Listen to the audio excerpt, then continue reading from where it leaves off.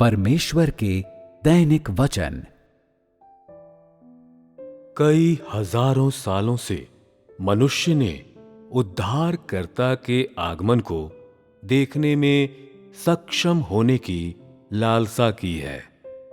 मनुष्य ने उद्धारकर्ता यीशु को एक सफेद बादल पर देखने की इच्छा की है, जब वह व्यक्तिगत रूप से उन लोगों के बीच में अवरोहण करता है जिन्होंने हजारों सालों से उसकी अभिलाषा की है और उसके लिए लालायित रहे हैं। मनुष्य ने उद्धारकर्ता की वापसी और लोगों के साथ उसके फिर से जुड़ने की लालसा की है, अर्थात उद्धारकर्ता यीशु के लिए कि वह उन लोगों के पास वापस आए जिनसे वह हजारों सालों से अलग रहा है। और मनुष्य आशा करता है कि वह एक बार फिर से छुटकारे के उस कार्य को करेगा जो उसने यहूदियों के बीच किया था।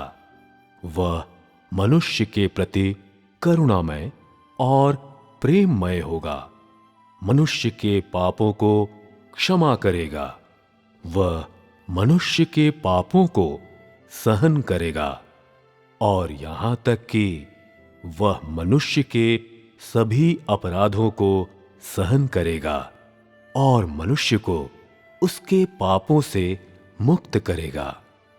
वे उद्धारकर्ता यीशु की लालसा करते हैं कि वह पहले के समान हो, ऐसा उद्धारकर्ता जो प्यारा, सौम्य और आदरणीय हो, जो मनुष्य के प्रति कभी भी कोप से भरा हुआ न हो और जो कभी भी मनुष्य को धिक्कारता न हो। यह उद्धारकर्ता मनुष्य के सारे पापों को क्षमा करता है और उन्हें सह लेता है और यहां तक कि एक और बार मनुष्य के लिए सलीब पर मर भी जाता है।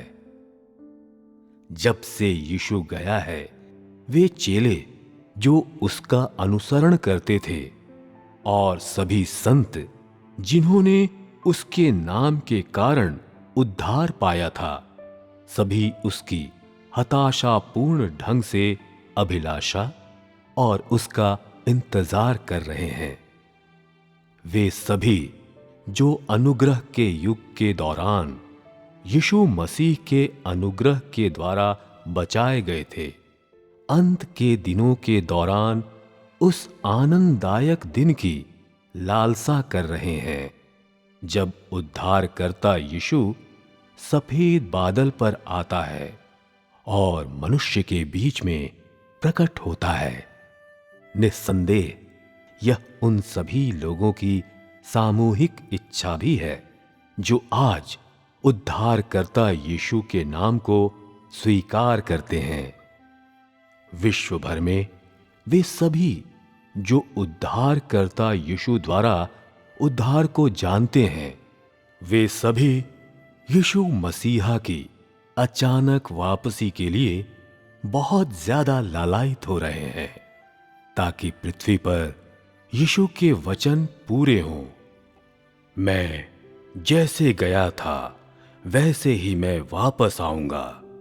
मनुष्य विश्वास करता है कि सलीब पर चढ़ने और पुनरुत्थान के बाद यीशु सफेद बादल पर स्वर्ग में वापस चला गया और उसने सर्वोच्च महान के दाएं हाथ पर अपना स्थान ग्रहण किया।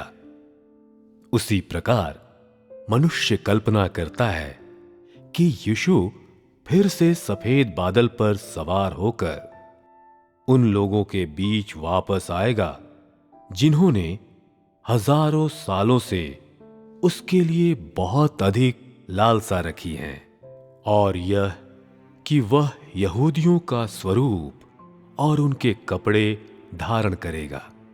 मनुष्य के सामने प्रकट होने के बाद वह उन्हें भोजन प्रदान करेगा और उनके लिए जीवन के जल की बौछार करवाएगा और मनुष्य के बीच में रहेगा, अनुग्रह और प्रेम से भरपूर, जीवंत और वास्तविक इत्यादि।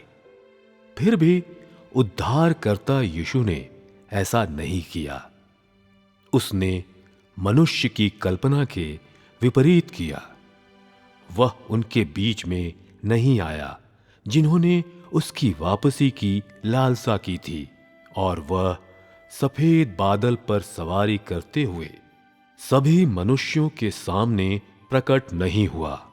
वह तो पहले से ही आ चुका है, किंतु मनुष्य उसे नहीं जानता है और उसके आगमन से अनजान रहता है। मनुष्य केवल निरुद्देश्यता से उसका इंतजार कर रहा है, इस बात से अनभिज्ञ कि वह तो पहले से ही सफेद बादल पर अवरोहण कर चुका है और वह अब उन विजेताओं के समूह के बीच में है जिसे वह अंत के दिनों के दौरान बनाएगा। मनुष्य इसे नहीं जानता है।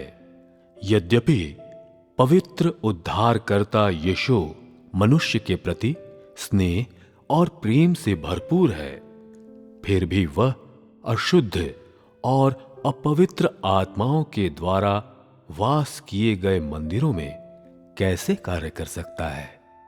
यद्यपि मनुष्य उसके आगमन का इंतजार करता आ रहा है, फिर भी वह उनके सामने कैसे प्रकट हो सकता है जो अधर्मी का मांस खाते हैं, अधर्मी का रक्त पीते हैं एवं अधर्मी के वस्त्र पहनते हैं, जो उस पर विश्वास तो करते हैं परंतु उसे जानते नहीं हैं और लगातार उससे जबरदस्ती मांगते रहते हैं। मनुष्य केवल यही जानता है कि उद्धारकर्ता यीशु प्रेम और करुणा से परिपूर्ण है और वह एक पाप बलि है जो छुटकारे से भरपूर है, परंतु मनुष्य को पता नहीं है कि वह स्वयं परमेश्वर है जो धार्मिकता, प्रताप, कोप और न्याय से लबालब भरा हुआ है और अधिकार और गौरव से संपन्न है। और इस प्रकार यद्यपि मनुष्य छुटकारा दिलाने वाले की वापसी के लिए लालायित होता है और अभिलाषा करता है, और यहां तक कि मनुष्य की प्रार्थनाओं से स्वर्ग भी द्रवित हो जाता है, फिर भी उद्धारकर्ता यीशु उन लोगों के सामने प्रकट नहीं होता है जो उस पर विश्वास तो करते हैं किंतु उसे जानते नहीं हैं।